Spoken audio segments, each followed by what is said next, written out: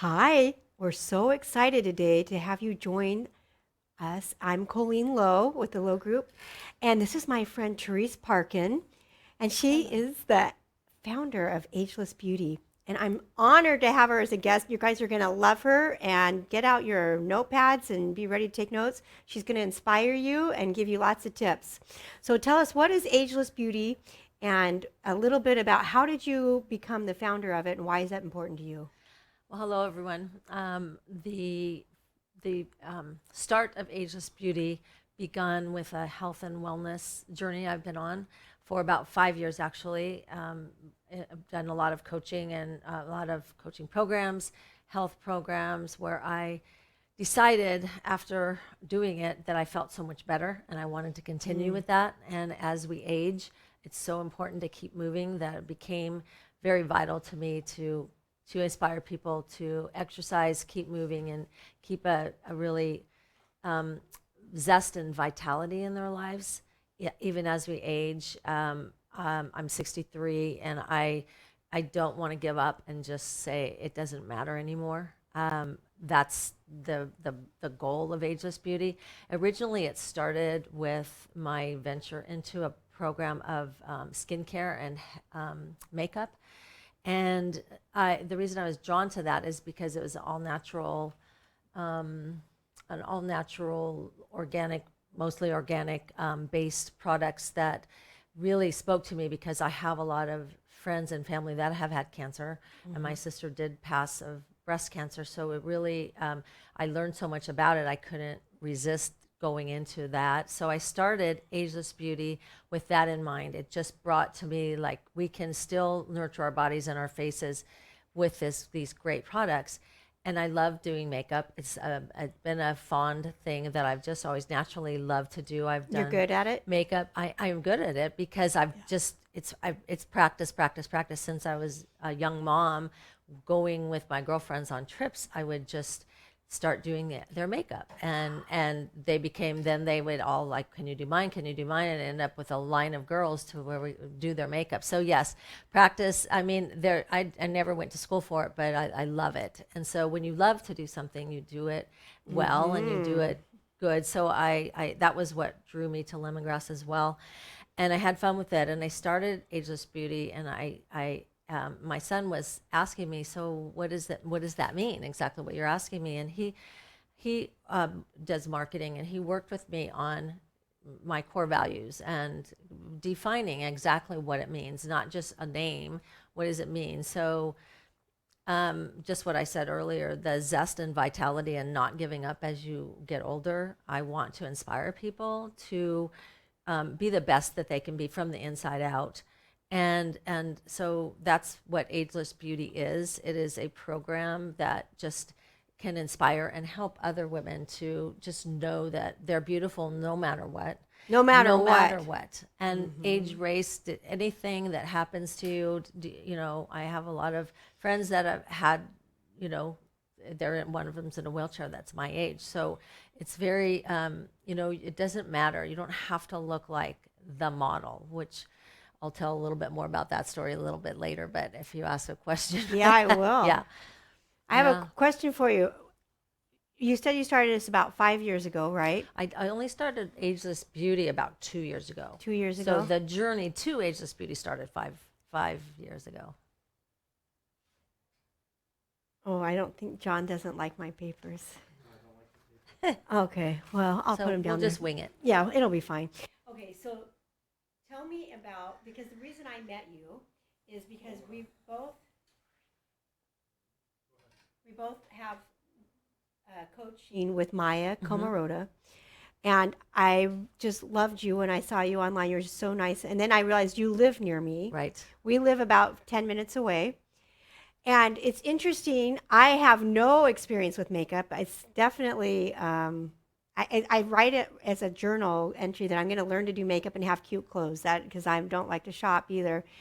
But when I see people who have their makeup and their hair and their clothes together, I'm like, oh my gosh, I think they look so great, right? But I have a question for you. Can you? I think the way I learned more about you was from the Contadora experience. And that's a program that Maya put on, and she had all these inspiring women share their stories and get up and share them. We spent a whole day listening to these inspiring women tell their stories. Do you mind at least just sharing a little bit about your story about that you shared and what your message is? Because I think that your message is so important because I think we don't feel beautiful, especially as we age, when we're not so kind to ourselves in the Right. mirror. Exactly. And we are a good match because I love to do makeup and shopping. So we're going to have to Yeah. continue talking.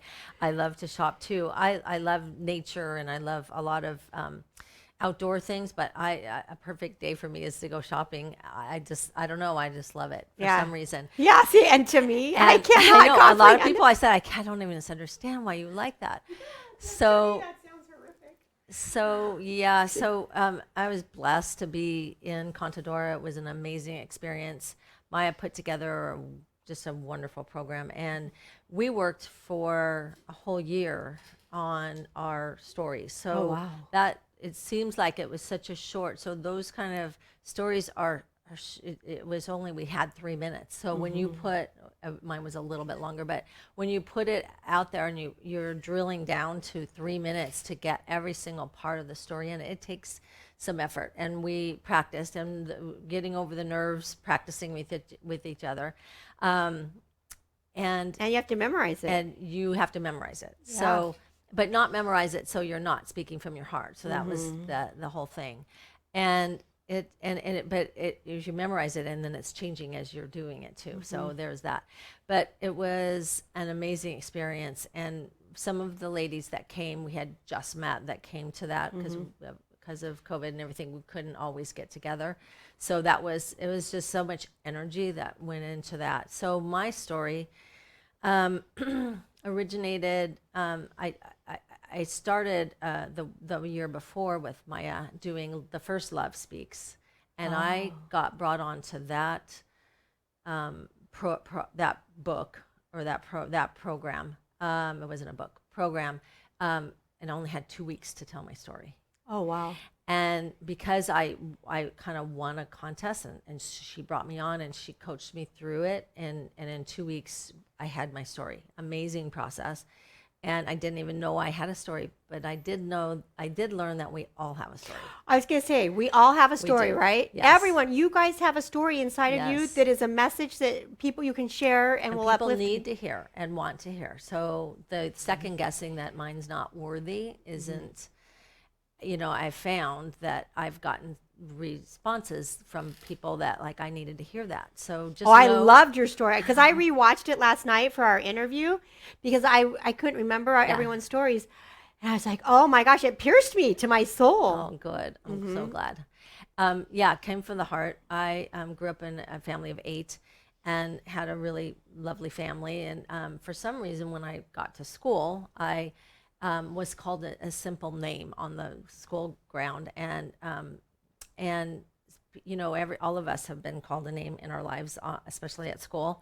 But for some reason, it really struck me as like, oh no, I'm not fitting in. I'm not like, my family loved me unconditionally, but it was like they were making fun. And I just took it really hard. And I then strived to fit in, tried to get people's approval, tried to be the good girl, the beautiful girl that would get people's approval. And it kind of became a thing. And by the time I was 17, that thought process turned into me being anorexic, looking in a mirror, not seeing that I weighed under 100 pounds. And I'm seeing that I weighed, I don't even know how much, like literally that's what I saw. And it was very destructive. And anyway, a doctor did scare me enough to get me out of that thought process, which doesn't happen with a lot of people. So it's really important to me to get that message out there to younger girls too, because I mean it's very common that girls want to look like models, look like the airbrushed, filtered social media type. It's really Yeah, because a they can problem. fix them. They can fix them, and they do. That's not what they really look And like they in real don't. life. And it's really, I mean, I didn't even have that, and I still felt that way. So What did the doctor say to you? well, the doctor, my mom was startled that I was like crying and saying I looked heavy, and she's noticing I'm not just so thin. And so She took me to the doctor, and he said, "You're not strong enough to have kids. You're not going to be strong enough to have kids if you continue doing what you're doing." And I didn't even know what I was doing. I just wasn't eating. But he just really just said he took away that that possibility of me having kids, and that all I'd ever wanted was to have children like my family, and that was the most important thing to me. So to have the possibility of that being taken away, it just clicked in my mind. And I'm one of the lucky ones, because that doesn't always do that with people that go, because I literally didn't have a period for 4 months, and I was anorexic. And not everyone gets out of that so fast. So I was lucky. And then I ended up in high school. I met my husband. We ended up getting married right after high school. And we had our first baby when we were both 19. We're still married, which is another amazing Today you're feat. still married? Yes. Woo! 44 years later. So, 44 years. Isn't that amazing? That is a journey in It is a itself. journey, yeah. If you've been married before, Yeah. you know, 44 years, that's like kudos, right? Thank you. Yeah. Yeah, it's, nothing's perfect, but everything is, it's really great to have been able to have my kids after that possibility of him saying, no, you're not going to be able to. And he was really strong about it. So it scared me into doing that. And then later in my health and, I had 2 other kids. And then in my health and wellness journey at about 59, I was at an event, and I said, we had to share with the person we had just met, didn't know what was the greatest thing that was stopping you from attaining the type of life you wanted, or were your goals. So an obstacle. An obstacle that you Or were trying limiting to belief. overcome. And I turned to this woman on my right, who is a beautiful, blonde hair, brown eyed, really kind looking, gorgeous lady. And I said to her that this is how I feel right now. I just want people to like me. I just want to feel beautiful, and I just want people to like me. What is the 3? I'm forgetting what the 3 things, but she said. Did you think about worthiness? Yeah, I mean, that's obviously that's what's coming out. Like, to me, it wasn't about being outwardly beautiful. It was like I wanted to feel good in my skin. I wanted to feel like I was worthy of people liking me. It was all about approval of other people. And she looked at me, and she had tears in her eyes. We were both crying at this point, because she felt exactly that same way. So another light went on in my head, a little moment that if I felt like that and she feels like that, I'm sure everyone in the 3,000 people that were there probably all feel the same way. And so that from that, I just started to think, well, there's a way not to feel this way. And so I got into the coaching with Maya, which was which has been life-changing and amazing. And then I decided, I started Ageless Beauty, and I started it with just lemongrass in mind, like just as that's what I was going to do, but it totally took off from there. And now my lemongrass is part of it. It's not, but it's definitely not my focus. And but it started Ageless Beauty, and the idea is that we all have our own unique beauty in us, and as soon as we can learn to embrace that and love that about ourselves, then we will all live a life of joy. I have a mother who's 98. 98. And Longevity. And I had an aunt that was 105 when she passed in this last year. And I have an aunt that's living that's 102. So and I feel like I have a really great advantage of having longevity in my life. I know I have to take care of myself, because I'm probably going to live, God willing, a long life, and you never know. But preparing for that, I'm also every single day inspired by their attitude in life. My mom has just such a positivity, no matter what happens to her. She's fallen and had to have brain surgery at 96. Oh, We wow. thought we were losing her. There was really that was a miracle again. A miracle. There was a miracle. That's one of my questions. Yes. Have you ever witnessed a miracle? Absolute miracle. I love miracles. You guys know miracles are my normal. She fell, had a brain bleed. The first doctor said, you know what, this is, I'm sorry, but there's nothing we can do. We're not doing brain surgery at 96. And we were trying to look and get second opinions. And I'm still like, there is this idea in the back of my mind, wait a minute, let's just see what else we can find out. And we couldn't get any answers. At the last night before we were going to sign over papers just for hospice, the doctor came in and said, wait a minute, she can have surgery. We do them on 100-year-old people. And we literally signed that paper for that surgery instead of hospice that night before she had surgery the next morning at 7:30. And that was a leap of faith because, it was a long road of recovery. And at first it was really tough to see her in the way, the recovery of it. Mm-hmm. And at times did we do the right thing? But we all decided, would mom want us to take this chance? That was our criteria for making that decision. I have the 7 kids left to make that decision. We had a conference call and we all decided, I think mom would say, yeah. Mm-hmm. So we did it, and So she was not able to make the decision herself. She was in a coma. You and your siblings had to make the decision. Yes. Ooh, tough. It was tough.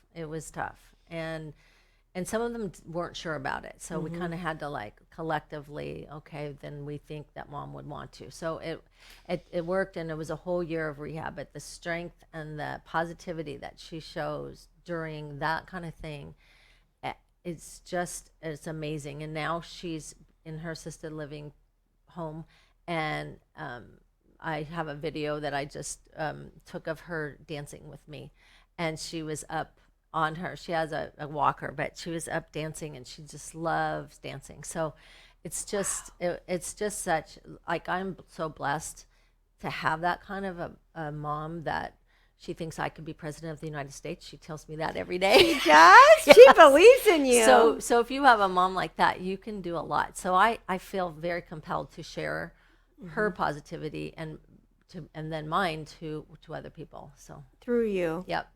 Yeah, I think that when we start to step into our divine calling, that we feel more centered, we feel more joy and more peace. Can you share with us, I saw on your Facebook that you're doing what's called mirror work, and I had my class at the same time, so I couldn't join, and I really, I wanted to. I would have loved to have been there. Can you share, because I really believe you will all benefit, just because from hearing the feedback from people, to share with people, because they can still join you next week.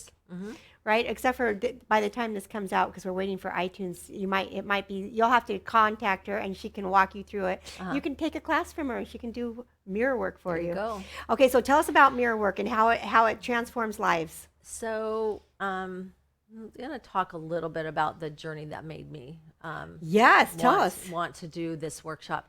So this year of self-reflection and coaching, high level coaching that we've been in, I actually was compelled to write another story. A lot of us during Contadoro did write more than one, but there was one that kept coming up for me that I hadn't written, and I finally wrote it. So it was about our youngest son. He was born and with a cleft lip and palate.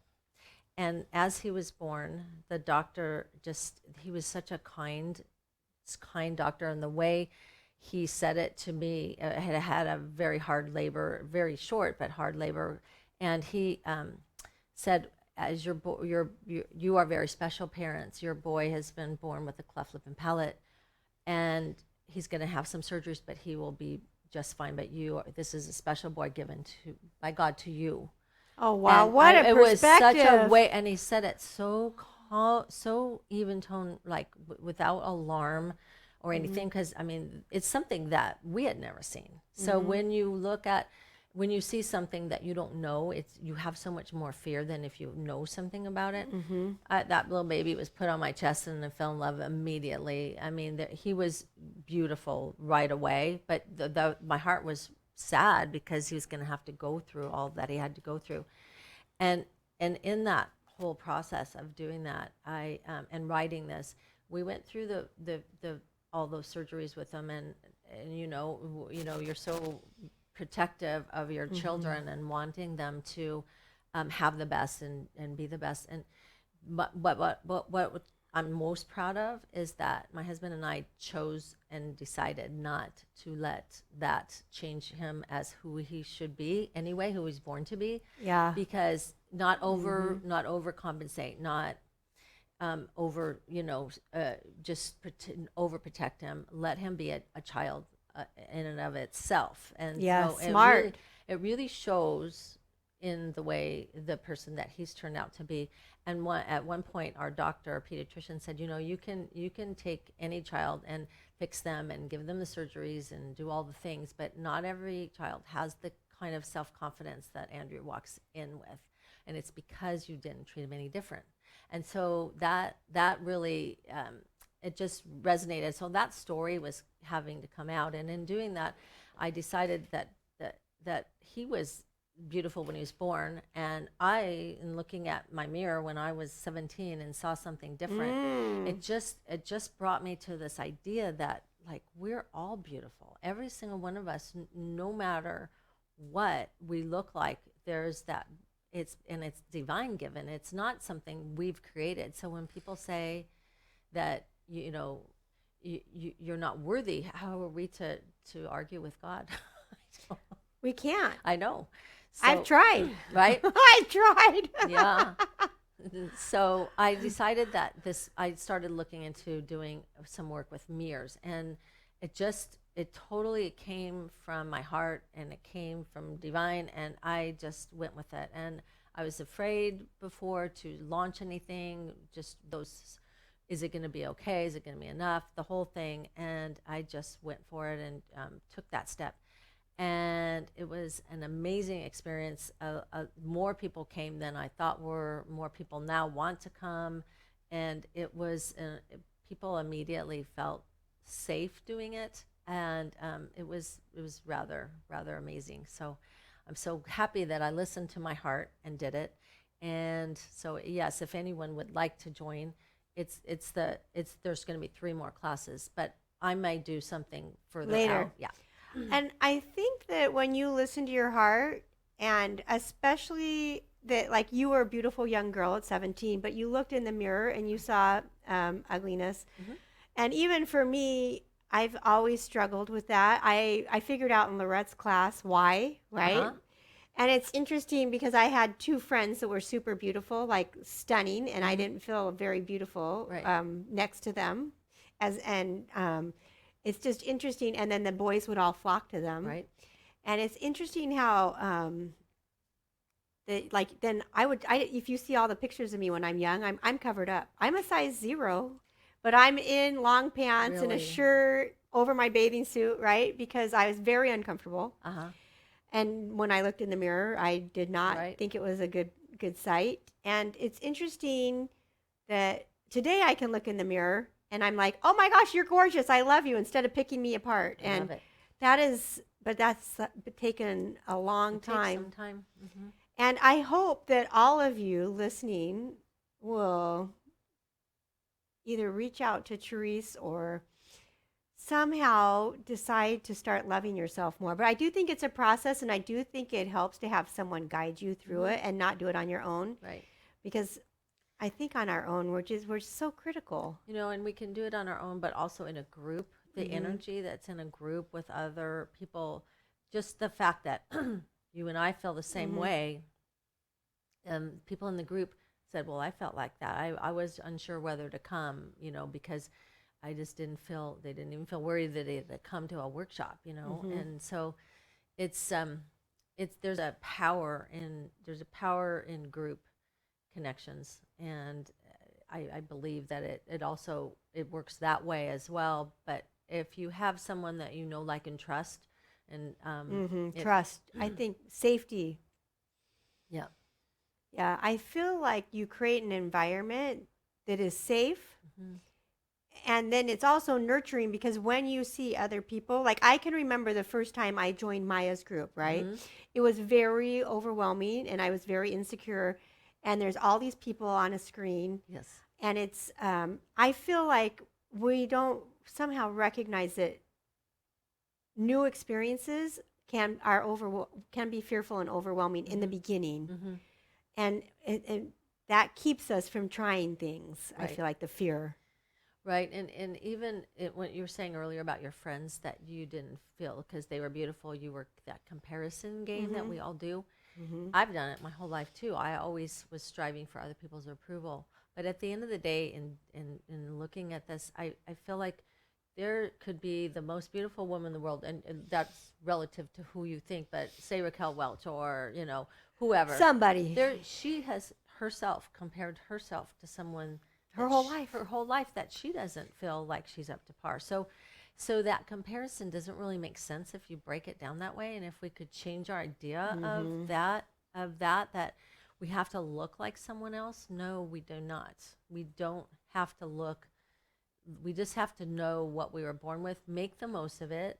And that's why I like to do makeup, because I work on my inside, but the makeup is a creative process for me. And it's also fun, and I give to other people doing that. And so it's a lot of things. But I just suggest doing something you love, tapping into the idea. And this mirror work is a daily process that you do, that eventually you will end up like Colleen and like what you see in the mirror from doing it. So, yeah, and I think that it's interesting. I had an epiphany that even the beautiful girls don't think they're beautiful. Right. That was a shocker of my life. It's really true. I did not realize that until some of Carter's friends some of my son's friends were so beautiful, and they gorgeous, drop dead gorgeous. I mean, just like what the world thinks is beautiful, a beauty. And I'm talking about with no makeup, just Right. a raw, beautiful, Gorgeous. stunning beauty. And they would be at my house a lot, and so I would hear them, and I'm like, oh my gosh, they're beating themselves up, and they think they're ugly, and they're not this, and they're picking everything apart, and I'm just like, oh my gosh, like if I looked like, this is what I thought, if I look like that. But the thing is it doesn't work like that. One of my best friends that I worked for a long time always told me, if I was a beautiful woman, I would own the world, because he's really good at doing his thing. But he says, but people don't use their looks for achieving things. But I think that's funny that he said that, because the beauty is already there inside of each of us. We can all tap into that, and we can use that for other people. My mission is to be of service to others, and to spread that whole mission of living a life of joy, the joy of aging rather than the fear of aging, and that's my focus. And I think that so many people, when I hear people say, oh, I don't want to tell you my age, or, oh my gosh, I'm going to be such and such age, and their birthday's coming out, I'm going to be 50 or 60 or whatever it is. And I didn't realize we both have my sister died of cancer, breast cancer, same as your sister. And my sister died young, and she had young kids. And it made me instantaneously snap out of that being scared of aging, because I realized what a gift it is. It's a gift to be here. Yeah, it's a gift. We woke up today, and some people didn't. And it's interesting that we all are. I love that. We're all beautiful. It's in us. We just have to tap into it. Yep. And I know this is a huge thing we all struggle with. Yes. Huge. I want to look at my paper, even though John doesn't want me to. It's okay. Sorry, guys. You can look at your paper. I just don't want it in the video. Yeah, well, just for a second. Oh, I know. What's the best advice you've ever been given? I love that question. Anyone give you good advice we should share with everyone? I think from my mom's standpoint, she always said, life is too short. Don't worry about the things that don't matter. And I feel like that's part of my mission, is hopefully I have another 40 years on this planet. Do I want to live in joy, or be sad because I'm not who I should be. I'm going to be brave. And I love your mission too, because if you are brave enough to claim what is inside of you, remember what's inside of you and what your purpose was, you're going to live with more joy. So life is too short to really worry about that. And another one that I always, it's a Shakespearean quote, to thine own self be true. Be true to yourself. Oh, I love that Yeah. one. Yes, and I don't think we cultivate that. No, we don't. And that's the idea of changing our idea of what we think of the quote unquote beauty. I use that word beauty and it means love to me. Beauty means love to you. I love that because I think when we meet people, I don't really remember what they look like, but I do know how they made me Made you feel. Yeah, and I, especially at my age, I'm really careful about who I spend time with because of my energy. I'm very protective of my energy. Right. And do you have any habits or routines that you do consistently that help you keep this mindset of living in joy and aging beautifully? I do. I wake up every day with gratefulness that I woke up, that I am here, and say a prayer of gratitude. And for 17 seconds, I focus on that. And gratitude, and that's a specific thing. Another coach have told me to do that. So I really stay in bed and do that first. Then I say 2 prayers that are of my religion, but just pray. And before I even get out of bed, and I'm going to be, after doing this mirror workshop, there's 3-minute exercise of doing some mirror work in the morning as well. So that's going to be added to mine. And then I do like a various things in the morning, warm lemon water, and I take aloe juice, and I just wake up slowly and don't just rush. I mean, growing up with my kids, we just hopped out of bed and went after it and didn't really think about ourselves a lot. And I think that happens to a lot of people. And I'm grateful now to have the time to do that. But if other people that have kids can just incorporate a few of these small steps, and they would just become part of what you do instead of, I mean, I don't drink coffee, and I know people do, and that's great, but like just make it part of your routine. If it's coffee, do your lemon juice too, and movement every day. Movement is mental health to me, so I definitely move. Like I love to cycle, I love to bike, I love to hike, I love to paddleboard. We're going to try to paddleboard, and so and try new things. I recently got to do a cold plunge. Tell me about the cold plunge, because I saw that, and there's a guy, when I go paddleboarding, like I get there around 6:45, and every day for the last 3 years, there's a gentleman, no wetsuit. He's coming out of the water. His name's Leo. I know his name now. Leo comes out of the water. This morning, he was emerging like a mermaid out of the water. And I'm getting ready to go. And it was cold. 50s. Yeah. 50s, Yeah. And he does it every day. So tell me about this. Because I think he's crazy, but he he inspires me. It's amazing. That's amazing. I don't know. I haven't gone to that point. I've done a few here at the, I've done that in the Bay when it was cold. But this one was at the retreat we were at, and we did a Wim Hof. Wim Hof is a Swedish person who has made a program for doing cold immersion. And he incorporates breathing exercises. So Maya's husband did that with us. Wow. And it was so amazing. And we had an hour's worth of doing that prior to going there. And then we all went. And again, we were with, there was about 30 people there. 30 people did the cold plunge. So he grouped 10, and then there was a couple that didn't. And then there was like 4 of us that jumped off the dock with our hands together. And we were all over 55 to 65 doing that. So it was in really, Wisconsin. in Wisconsin, just like 2 weeks ago or last week. Yeah, in the winter, and this is winter. And this was an exercise in stepping and doing something different than you that you thought you wouldn't ever want to or wouldn't do, and living through it and doing it with others. It was really special. So yeah, trying new things is really good. And I realize that not everyone is able to walk or to do all of those active things. So whatever kind of movement you can do, because you can tailor it to what your capabilities are. I hate to say that you have to go climb a mountain. You don't. You can just move in whatever way you can. So Yeah, they can modify it. right. Yeah, you guys can modify to make it work for you. And then I have one last question for you. When you have low energy and you're feeling down, what do you do, and what can our guests and our listeners do to help like bring themselves up, like self improvement on their energy? Meditation is an amazing tool that I have incorporated for probably, I don't know,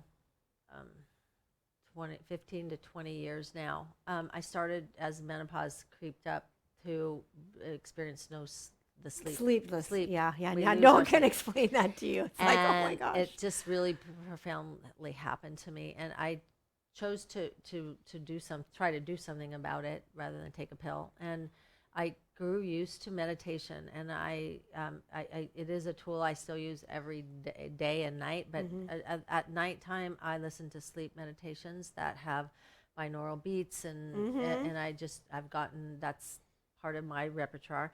And then when I start feeling overwhelmed, just breathing, there's breathing exercises as well that I'm getting more and more into that you can do that help just calm yourself. I did one at the beginning of the workshop, and it really just grounded everyone to be kind of open and calming down. So yeah, that I would say meditation is my answer. And it's a practice. No, I'm not perfect at it, and I don't do it for hours like some people do, but it works for me on the level that I do it. Yeah. I love it. And I love that it is a practice. Like when I first heard meditation, I'm like, isn't Right. that what like Gurus do? do, Yeah. I'm like, and it's interesting. And then the deep breathing, because I do think that there's all types of different breath work that we can do, but it really starts to get you back into your body. For sure. Yeah. And then I just really appreciate you coming. And Thank you. there's one more thing I want to ask you. I know I said that was my last question, but is there anything I didn't ask you that I should ask you and that you want to share with us too? Well, we have part of Maya's program is to be in a book that's coming out, which is in December. It's called When Love Speaks, and it is our story that we told in Contadora. That's going to be printed in a compilation book that is going to be coming out in December, and we're going to have a launch. It's going to be really fun. It's been an honor to be part of that project and that process. And telling our stories, we learn more about ourselves. And in sharing with other people, hearing other people's stories, we learn more about ourselves. So it's been really great. So that's just one of the things that is coming up that we didn't touch on. Oh, yeah. When Love Speaks. It's December 8th. The book is going to be featured, and Maya is going to be in Rolling Stone magazine.